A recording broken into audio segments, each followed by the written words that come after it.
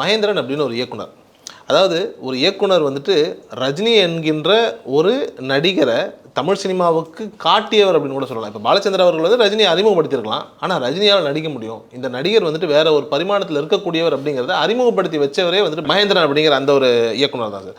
ஆனால் மகேந்திரனுடைய நிலை இப்போ தமிழ் சினிமாவை பொறுத்தவரைக்கும் இப்போ என்ன கேட்டிங்க அப்படின்னா அவர் என்னன்னா தெரியப்படுத்தனுடைய வில்லை அப்படின்னு சொல்லுவோம் இல்லையா. ஆனால் உண்மையிலேயே மகேந்திரன் அப்படிங்கிற அந்த இயக்குனர் யார்?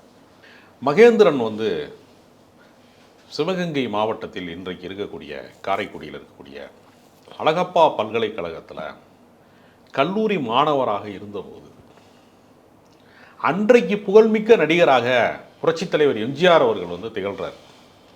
அவருடைய நாடோடி மன்னன் வந்து பட்டி தொட்டியெல்லாம் வந்து பரபரப்பாக ஓடிக்கொண்டிருந்த ஒரு காலகட்டத்தில் அந்த கல்லூரி விழாவுக்கு ஒரு நடிகராக சிறப்பு விருந்தினராக எம்ஜிஆர் அழைக்கப்படுகிறார்.